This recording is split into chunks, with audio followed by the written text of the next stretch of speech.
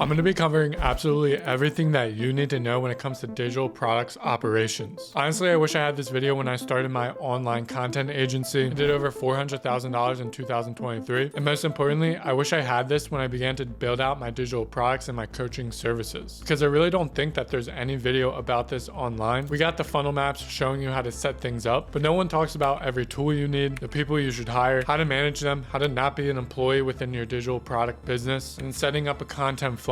And this stuff has always been super challenging for me. Typically, I see that there's two types of founders. One who organizes and understands the importance of meetings. They're just a very process-oriented person. The other one, which is me, is very driven by creativity. They hate when their calendar is filled because all they want to do is just build. They know what they need to be working on in order to move things forward. Typically, that's why marketing becomes natural for these types of founders. But I truly believe if you want to scale your coaching business, digital products, school community, or whatever, you absolutely need to understand both. And no, you don't need a co-founder to handle all your operations if you suck at it. If you can order an Amazon package and have it shipped to you across the world and on your desk in 3 days, then you can handle a very small team to grow your creative founder business to 10, 20, 30, 50K, all the way to 100K a month. Which really brings me to my first point here. Most solopreneurs are a lie. Now, I'm not saying all of them, but the majority still work with contractors to delegate work. So even if you're trying to be a solopreneur, you still need to know how to operate with contractors. And then my second point. Productivity is BS. Productivity is all centered around doing more, maximizing your day so you could get the most done. I say your goal should be able to do less. Why would I want to do more during my day? So your goal should be able to figure out how to maximize the impact on the things that you do work on. And this is what the video is for. So with that all being said, in this video, we're going to be going over stages of operations, leveraging yourself, who to hire, info product management, content flywheel, tools and software of the top creators. Now, for those of you who do not know me, my name is Brett Foley, and I've scaled my content agency to $70,000 a month and built out content systems and funnels for some of the top creators. And right now, I'm currently opening my inner circle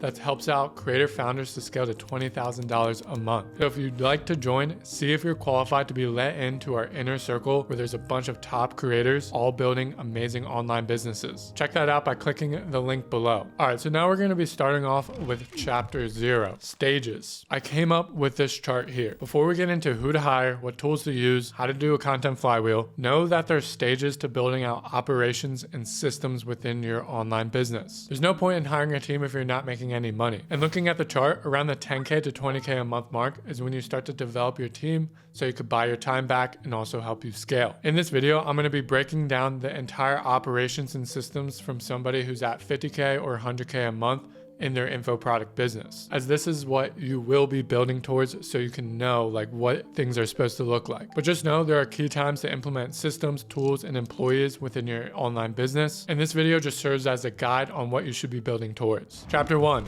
leverage. Look, building a business is all about leverage. We know one main purpose for hiring somebody out is to save time on doing the repetitive tasks. In return, you can focus on the important tasks that will gain you more money. But as a creator founder, the goal is to put yourself in a position where you are essentially the creative director. You're the ideas guy. Now you get your team to act upon your ideas and make them come into fruition. I'll be talking more about this later. But as a creator founder, your focus is best spent on video ideation, video scripting, product development, like building out more course material, system development, that could be like funnels or even operational systems, and managing your team. Putting your focus on these pillars and nothing else will allow your info product business to completely skyrocket. Only focusing on these pillars puts you in a zone where you're spending the least amount of time and energy, but getting the maximum in return. For example, if I could spend 2 to 3 hours of my time writing and recording a YouTube video, and from that I'm only spending a little bit of energy, that one video in return will get me, let's say, 10,000 views. From those 10,000 views, I might receive 30 book calls, and then from those 30 calls, I sell 5 people into my 2K offer, which will be $10,000 in revenue for my business. So in 2-3 hours of my time, I generated $10,000. Now on the opposite end of the spectrum, instead on YouTube, I spend 5 days creating my video. Once again, I have to do the ideation, scripting, shooting, but then I was just editing the video myself. The video would end up still getting around the same results, 10K, and I end up selling 5 people from those 10,000 views, making $10,000 for my business. Some of you might be thinking, wow, that's great. 5 days, I made $10,000. Yeah, in the start, that's how it might have to be. But once again, the goal is to do less and less to earn more and more. In this scenario, hiring an editor to free up my time and energy it takes to make a YouTube video will increase the ROI on the time and energy I have spent. Now I can focus my time on other high leverage tasks instead of editing my own video. This is a pretty basic view on how you need to leverage yourself within your info product business. But now that you understand leverage, let's move on to who to hire. Fortunately, I've had the ability to see behind the scenes of the top creators' operations, from the systems they run, the funnels they have set up, to the team that keeps the engine going. And I've also seen creators make millions of dollars a year just from 2 to 5 people on their team. I've seen other creators scale to 10 million plus a year with a legit team size of 10 plus people running the show. I've even built out my own content agency and also built out a team that helps top creators scale their info product, do community management, and everything else that comes along with it. As I was saying, there are stages to this game though on who you want to hire and when you want to hire them. Remember, the goal in mind is to keep yourself on needle moving activities. With that being said, there's a couple key hires that you want to buy your time back. Number one is a video editor. This one should be kind of obvious, but you shouldn't be editing your own content. This is something that can take hours or even days to do. Hiring an editor right off the bat now puts you more in that creative director positioning that you need. Your focus should now be leading the editor on turning your vision for a video into a finished product. Spending your time making individual cuts, coming up with visuals, doing sound effects just isn't it. And there's really 3 parts that make a video perform well. First is pre-production, which is ideation and scripting. Number 2 is production, the actual shooting of content. And then number 3 is post-production, the video editing. No matter how well your edits are, if you don't come up with a great idea and script, your video will not perform. So eliminate the editing, focus all your time and energy on ideation and scripting. For big time creators who are going across multiple platforms, they have anywhere between 1 to 5 editors on their team. Number 2 is a virtual assistant. If you're doing something like Twitter, you obviously don't need a video editor, then that means your first hire should be a virtual assistant. And the beautiful thing is that there's amazing people from countries like the Philippines who are willing to work hard, learn your business, show up every day, and be extremely organized. And this right here has always been my biggest crux. I'm probably the least organized person in the world. I don't care to put things on my calendar. I don't care to look at the thousands of emails I get a day and archive all of them. All that stuff is just not important to me. Your virtual assistants should be handling those repetitive tasks that don't necessarily bring direct revenue to the company. And the easiest way for you to figure out what tasks this virtual assistant should be doing is just take 1 week to note down all the repetitive tasks that you do. This might look like things like business administrative tasks, receipt collection, expense tracking, employee/freelancer pay, customer service, inbox management, issuing refunds, client onboarding, content tasks, content asset organization, project completion management, YouTube posting and description setup, business organization, paperwork organization, project management software cleanup, meeting setups and reminders, announcements. Basically, you want to find the Pepper to the Iron Man or the Donna to Harvey. And a great virtual assistant should have these 2 attributes. First is organization. Second is the ability to adapt. Without vetting for those 2 attributes in your virtual assistant, then you're wasting your time and your energy having to manage every single little thing that they do, which in return just creates a job for yourself. Number 3 is copywriter. Once again, I'm explaining this from a standpoint of a top creator, and a copywriter is a secret weapon for these top creators' content flywheel. Now, finding a solid copywriter can be extremely difficult. You need to think like you in terms of content, which can be extremely difficult. This is why I still think really good copywriters are super underrated. I've seen creators pay anywhere from $2,000 to $6,000 a month for a great copywriter. But this person will help your entire content flywheel, and I'll talk about this more later. The content still needs to be true to you, so you still should be writing out your videos or tweets, but then the top creators use that single source that you've written and then hand it off to a copywriter to distribute it through the other platforms. And one copywriter can handle 3 emails a week, Instagram captions, IG story sequences, packaging up emails into LinkedIn posts, setting up landing page copy, and much more. A great copywriter will take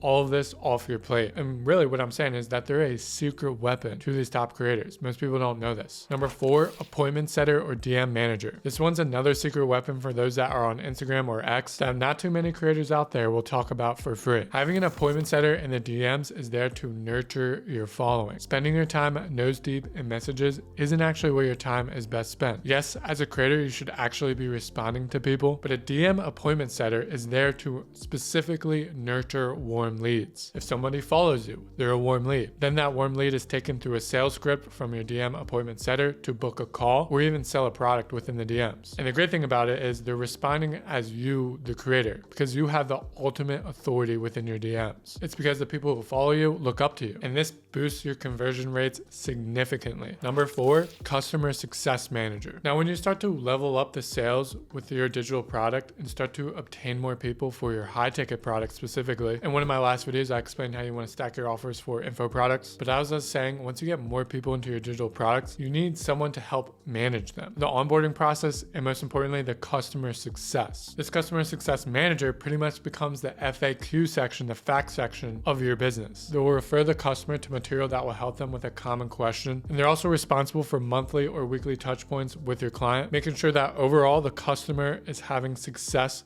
throughout your program. Number 5, coaches. Now this is when you start getting really big. Implementing coaches into your product is a way to add a ton of value and save yourself a ton of time. The coach in this sense is a mini you. They've already went through the program and saw success. They know how everything works, and now they're in the community to help answer anybody. For a high ticket program where people pay access to you, this can be extremely beneficial because now you're buying your time back. The coach in this becomes the point of contact instead of you for your students. Number 6, graphic designer. At this stage in the game, you're looking for efficiency. Your sole focus should be building new systems, creating new products, and creating one type of content. A designer can do many things. For starters, it can help your product see the day of light much quicker. They can easily throw up web pages, shortening the gap to release. The designer is also useful for setting up story sequences, Twitter graphics, as I was saying, web page design, email graphics, and even thumbnails. Number 7, sales guy. Sales calls is something that eats up a ton of your time as a content creator. It's important to be on them when you're initially selling your product, but as time goes on, it's time to hop off the sales calls and let a professional step in. It's self-explanatory. This person is there to take the calls that are booked and to sell those leads into your product. They can also be an appointment setter themselves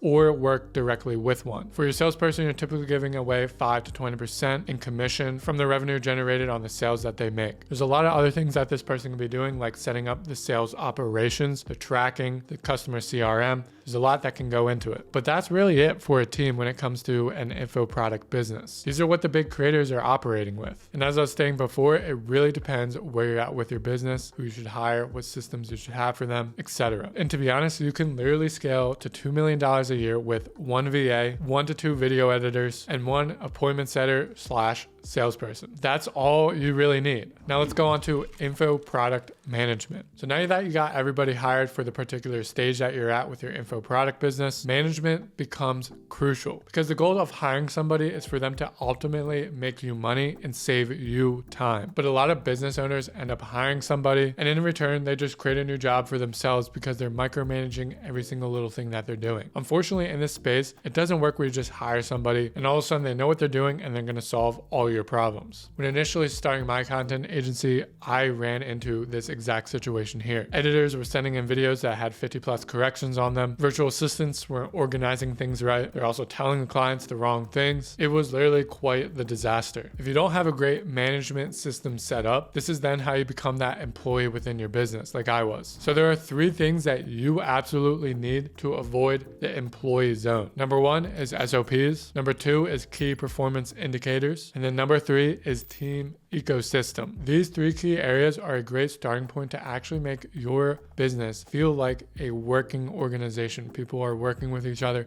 Things are running smooth. So let's go over number 1, SOPs. SOPs stand for standard operating procedures. They're essentially a step-by-step procedure for completing a specific task. And you could create these for video editors, CSMs, virtual assistants, copywriters, you name it. Pretty much anybody needs a SOP. Even yourself, you can give yourself SOPs. And what that SOP really is a barrier between you and 50+ questions from your employee asking you on how to complete a particular project. And you can see if a project or task went wrong because you can look into if an employee is stuck to the procedure or not. And I'm going to give you a quick example. For an editor, we come up with a step-by-step procedure for achieving our brand designs and then type of editing that we want. And this is everything from fonts to use, colors, types of background music, types of sound effects, types of B-roll footage to use, checklist of common mistakes to look for before uploading, where to upload the video for reviews. Basically, everything is outlined. Every little intricate step is outlined as much as possible. And this makes it very clear for what the person should be doing. And if they aren't performing well at their task, more often than not, it's because you as a manager have failed them. But one thing to do, and I forgot who came up with this, but you as a creator founder should have a day where you come up with a SOP. For me, it's SOP Saturday. So every single Saturday, I sit down and create at least one SOP for my business. So for you, pick one day out of your week to come up with a SOP. And I can't drill this in your head enough. SOPs are extremely important for you to operate like an actual CEO and an actual business. Number 2 here is key performance indicators, KPIs. It's extremely crucial to set expectations for the employees within your business. I'm even talking about when they show up, what tasks they will perform, what goals they're expected to achieve, what goals the company are expected to achieve, and even how to level up and earn more within the company. Going back to the editor, I set expectations right off the bat. I explained to them that their job as an editor is to send in well-crafted videos that don't need any corrections. Because as soon as I have to turn my focus onto corrections, I'm now pulling my focus away from those high leverage tasks that will help the company make way more money. In return, will also help the editor make money. Now, I don't explain to them in that harsh of a way, but the employee needs to understand why they are there and what is expected of them. And the best way to hold them accountable on your expectations of them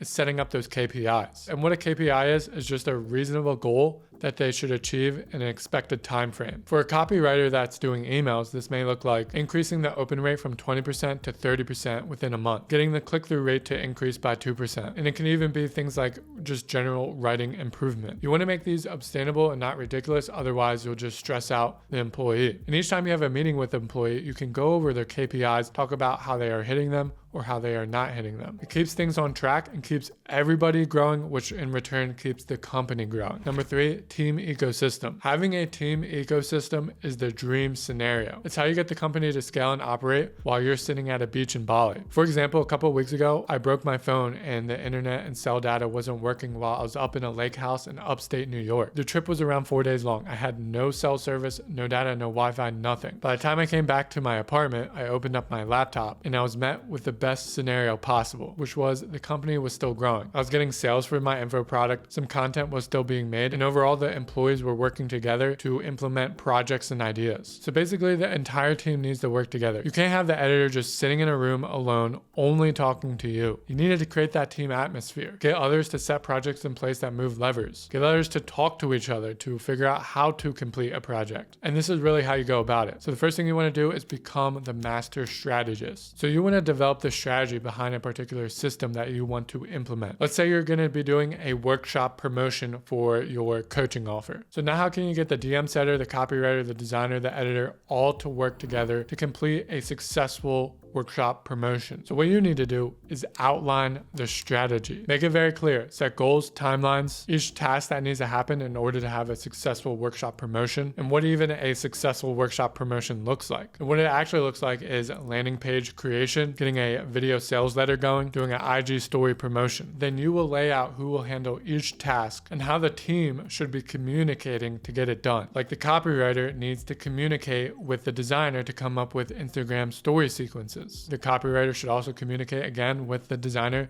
to create the landing page. You as the team lead can communicate with the copywriter and the editor to figure out a successful video sales letter for the landing page. So your role once again becomes the creative director in the entire project. You will just check in periodically to make sure people are completing their tasks, and it's up to standards as far as quality. The important thing here is allowing others to communicate to get something done. As soon as you lock this right here, scaling becomes 5 times easier. Content flywheel. All right, you know who to hire, how to manage them, but I want to touch on this content flywheel and the systems that you should be developing for yourself before we move on to the tools that these big time creators are using. Before the big time creators, they're at a certain point where they're operating on the 4 biggest platforms. That's YouTube, Instagram, X, and email. There are 3 processes that you should have at this point when it comes to creating content. 1, a system for generating ideas. 2, content schedule. And then 3, a system for distributing content across all platforms. Looking into generating ideas, this is pretty much the same across all platforms. It doesn't matter what program you use for generating ideas. These top creators, they use everything from Apple Notes to Notion to Trello, whatever one, doesn't matter. But really, it just looks like this. Number 1, jot down your idea. Find the area where you can write down the topic of an idea that pops into your head.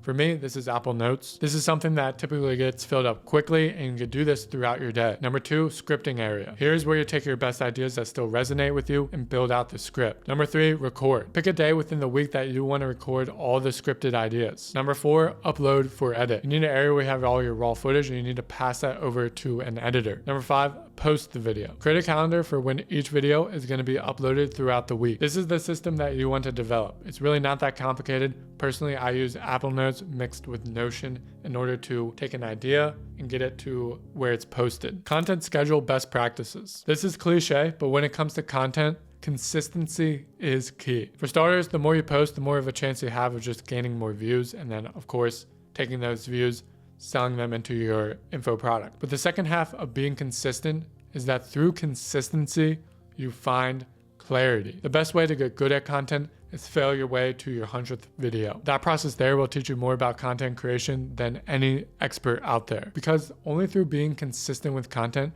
you really figure out what are those 1% changes that you need to make on the next piece of content. And when it comes to the best practices of your content creation schedule, most content creators will have a single day where they bulk record all of their videos for the week. Or if you're just doing Twitter, bulk write out all your, tweets out there. So what you want to do is just, like I said, jot down your ideas throughout the week or day. And then you want to take those ideas, keep on developing them into scripts. And then by Saturday, you have a batch of videos that you can record in one go. Now for that actual upload schedule itself, this is what the top creators are currently doing. YouTube is 1 video a week. Instagram is 1 reel a day. Twitter is 3 short posts a day, along with 3 long form posts a week. And then email can kind of range. It's 1 to 7 emails a week. Now this is all content, but to avoid broke creator syndrome, you also need to consistently be promoting. Now, if you have an issue with consistently promoting your offer, well, that just means you have an issue with how well your offer is designed. Because let's be real here. We're here to create a business and not get famous. If you don't feel comfortable promoting your offer all the time, then you know deep down it's not a great offer,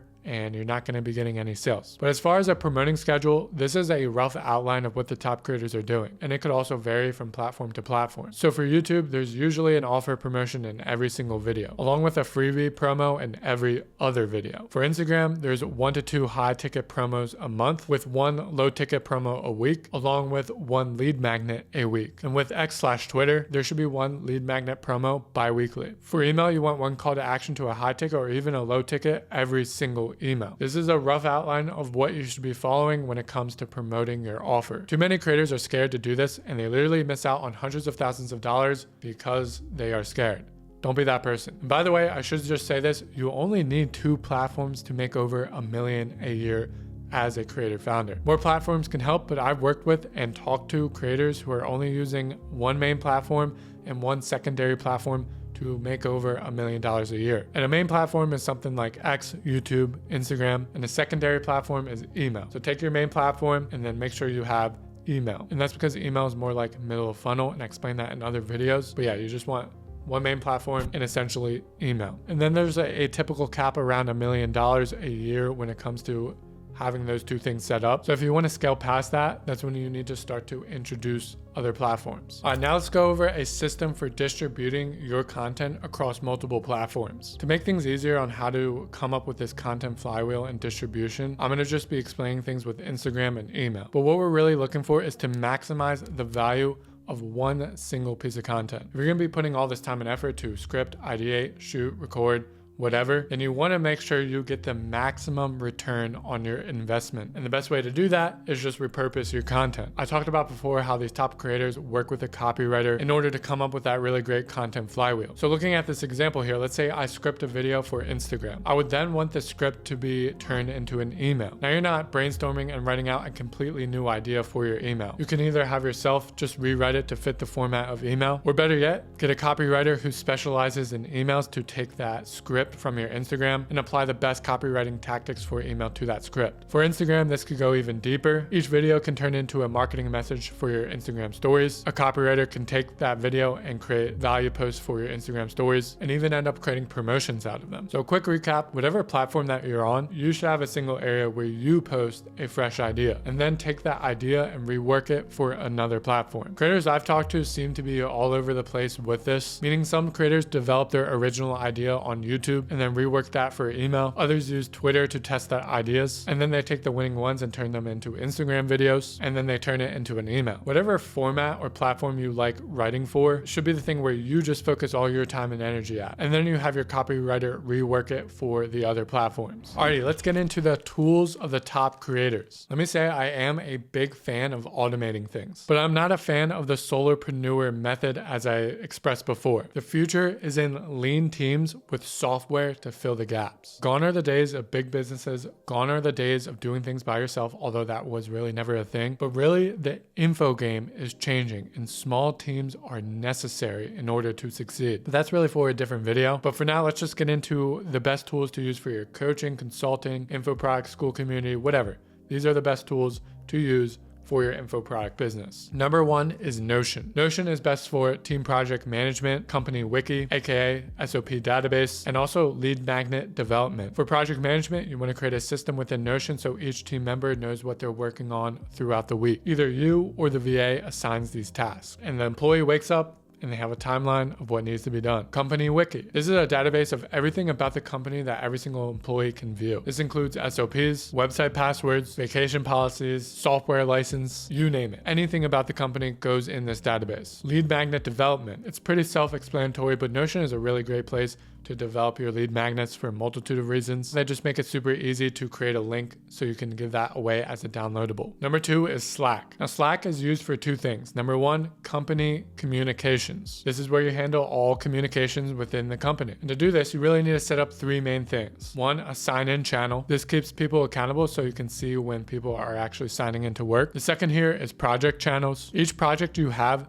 needs a separate Slack channel with only the team members who are on that project. This gives them an area to communicate on how to complete that project. Example of this is for a workshop promotion, you would want to create a channel for that, and you only need a copywriter and designer within that. And then the third thing that you want here is an announcements channel. Pretty simple. This is where you call out to everybody within the company, giving them an announcement. And then the second reason why you want to use Slack is for your high ticket consulting offer. This can be another video where I talk about how you want a really high ticket offer where people pay access to you. Slack makes it a little bit more secretive than school and also keeps it a little more professional. Third program that you want is ConvertKit. Now there are a bunch of email providers out there, but I found that ConvertKit is probably the best for those that are selling an info product. You can easily set up email sequences. You can develop an okay landing page with it and also give away downloadables. It can get pricey, but I highly recommend ConvertKit at the moment. Number four is Framer, ClickFunnels, or just really any landing page provider. ConvertKit is a little limited in the designs you can make for the landing pages. They're best for just giving away a free lead magnet, but when you want to develop your funnels, using an actual web page designer is best for this. So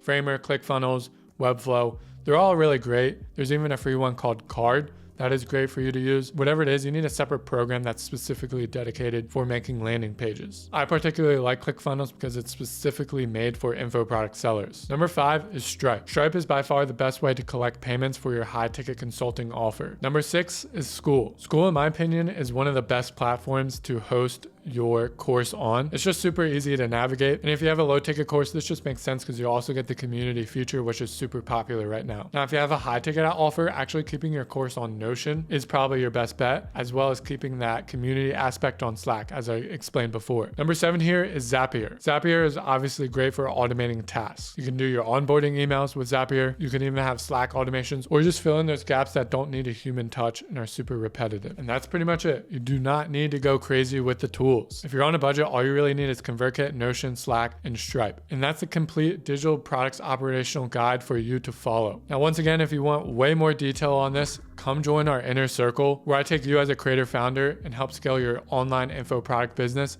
to 20K a month. We have amazing people who are even doing much more than that with inside the inner circle. You get access to me and a network of all these great individuals. So to see if you qualify for that, click the link in the description. With that, I'll see you in the next video.